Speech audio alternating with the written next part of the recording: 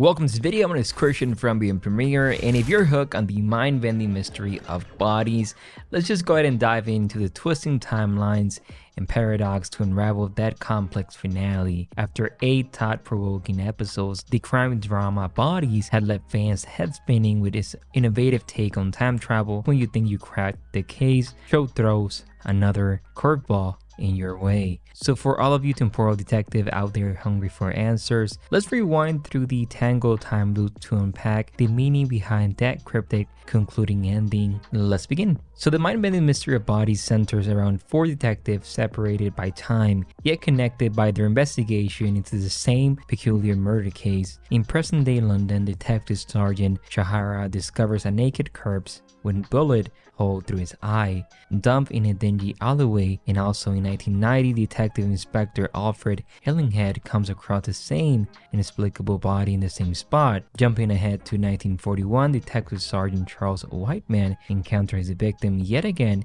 in the same position. And in 2053, Detective Iris also finds the same body. Linked by this mystifying murder spanning decades, these 4 unrelenting investigators from different eras each unravel clues surrounding the bizarre case.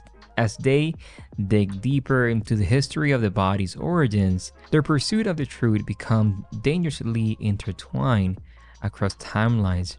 Driven by a sense of duty, the detective risks their life following the trail through time, not knowing that their actions in the past, present, and future will impact others indirectly and the fate of London itself. Before I continue, the show has a lot of similarities with Netflix Dark, something that I found really interesting, with the time travel, paradox, and so on. Bodies involves a complex time loop that is central to the story. In the original timeline, Elias Mannix goes back in time to become Julian Harker in 1890 and sets events in motion that lead his younger self to detonate a bomb in 2023. This creates a loop. Mannix goes back to ensure his own existence, which then allows him to go back again, repeating the cycle. But also he's manipulating what he's going to believe, and that he will be loved, and just know that you're gonna be loved. So that's why he continued to do this. In his eyes, he experienced that. He wants to experience that, not knowing that it's not really true. So the events keep looping in the sequence. In 1890, Mannix becomes Harker. In 1941, older Harker records instructions for young Mannix. In 2023, young Mannix detonates the bomb. In 2053, older Mannix used the time machine to go back to 1890. This is when the detective actions allow this loop to happen, but also how the detective's actions break this loop with the influx Mannix not to detonate the bomb in 2023. By doing so, it changed the history, which is something that we see at the end. This erased Mannix's existence as he never goes back to become Harker, but it breaks the cycle that kept repeating. It's in the show when we discover what is a time machine, which is the throat, and this is the name of the time machine that is used and allow the characters to travel through time. And here are some of the details about it. So it was invented by Gabriel Defoe, a scientist and professor in 2053. He built it secretly as a part of the rebel group Chapel Perillos. This road enabled time travel by creating a wormhole portal that people can step through and enter a different time period in the past or future, like we see. It also appears as an archway made of metal, and allowing this for Elias to go and travel to 1889 and assume the identity of Julian Harker. Iris also later used the throat to follow Mannix and try to stop him, which he actually was successful, because by doing so, this thought of, hey, I'm doing this, but it's a lie, that I'm not loved, pretty much. And this is something that we see, and the reason why Elias decided to send this recording to the future version of him. So throughout the series, we discovered that Elias created a cult that, you're loved, that this stuff that he did during time periods is why Allah is going to allow him in the future to go back and live his life. After the 2023 bombing, when Mannix gains power, he creates the regiment in 2053. So it was around that time, led by him as Commander Mannix. Part of his regiment ideology is the slogan KYAL, which stands for Know Your Love. This is really important going by the ending of the season. This principle of the cult-like following he develops. Now, obviously, when he says know your love, he's referring to the love that he had to himself first, but also the love for his wife, Polly. So when Mannix traveled back to become Julian Harker in the 1890s, he used his knowledge of the future to build his following and also used the London elite classes.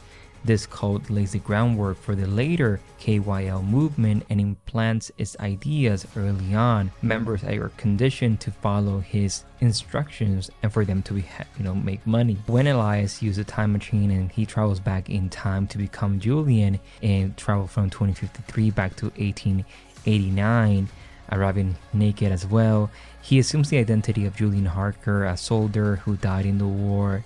And hey, his mother, Lady Agatha, goes along with the idea. He becomes this identity, and he started the banking business Harker & Co. and using his knowledge of the future to make smart investment and profit. So he studied all along, so that was so cool. After Hillinghead's father, Polly's fiance, dies, Elias marries her, ensuring his family line continues. They have a son, Hayden.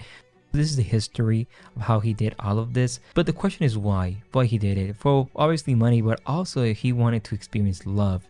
Elias in the present in 2023 didn't experience love, so he wanted, as we know, he didn't have a mom or a dad.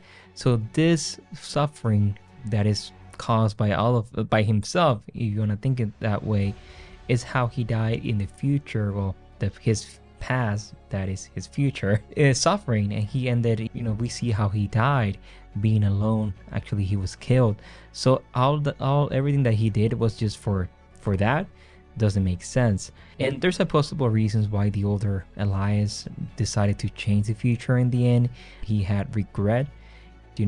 Mannix came to regret all the death and destruction he had caused over the years. Conscience finally caught up with him, and he felt remorse. Especially he felt remorse about causing Polly pain by revealing her father's murder and manipulating her. He recognized the pain that he caused her. And all of this came from when Iris decided to travel to the past. He realized that no one truly loved him, including Polly. She resented him. She actually had pain in the end, and he was motivated by a desire for a real connection. And he wanted to redeem himself in some way by using his last acts to try to undo the harm he had inflicted over the years. Mannix believed that trying to alter his own fate and his younger self, that choice was the only way to break that loop and avoid the future. But going by the end, there's a theory that it was for nothing. I'm going to go ahead and talk about that in a moment. Despite their strained relationship, he did have love for Polly, and part of him may have hope to erase her suffering. This is why he decided to do that.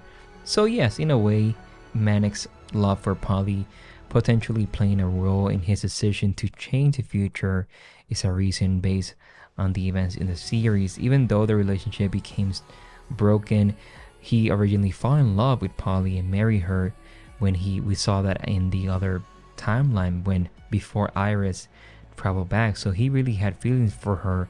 However, we know that by the end, and when he did when Iris changed those events, that he was broken.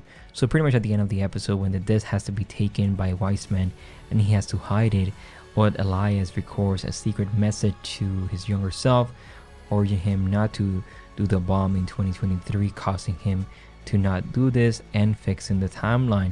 But when Detective Charles comes to kill Mannix in 1941, he tells everything about, hiding his record safely so his younger self can hear it, and this is when he goes to the silk. So yes, they changed that in the past to change the future. So my question of watching the show, in what time loop we are in? I imagine it was many time loops in the series leading to this moment. But in 2023, this is when Shahara finds the hidden record, allowing her to play it for the young Elias and persuade him to stop against setting up the bomb. So by the very end of Bodies, it contains an intriguing twist.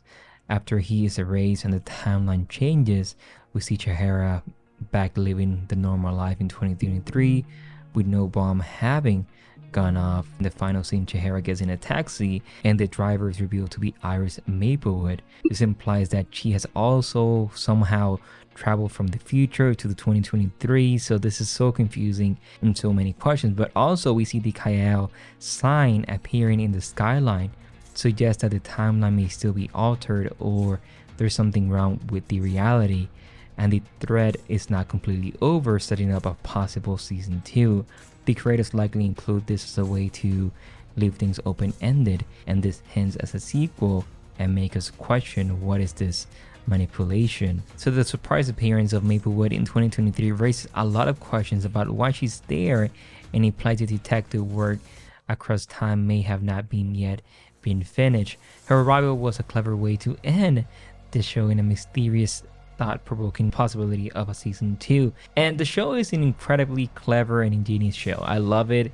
I love the premise of detective investigating the same murder across different time periods. Is fresh and original, adapting from the comics of the same name. The way the story is interconnected through time is very inventive, and also the twist of Polly and being the daughter, that was something that I love. The smart exploration of time travel, paradox, and implications now about this new reality that has like the logo and Iris in 2023. So they resolve everything, but now what happens to this? So it's a lot of questions, and obviously I would love to know that they're going to do season 2. But what are your thoughts on the first season of Bodies? Iris became a pivotal in the show and also in changing the events, so her going to Shahara has a big question. Honestly, I have no answer than more thinking about the possibility that the way when she travels and fixes everything, that somehow it created a new reality or a new world, like there's some changes still there, and that there's something more that they have to fix, and Iris, instead of being in 2053, is in this new world. So that's my theory for now. We'll have to rewatch the episode. But what are your thoughts on the first season of Bodies? Leave your comments below. Thank you so much for watching. My name is Christian from Beyond Premiere, and I'll see you in the next one. Bye bye, everyone.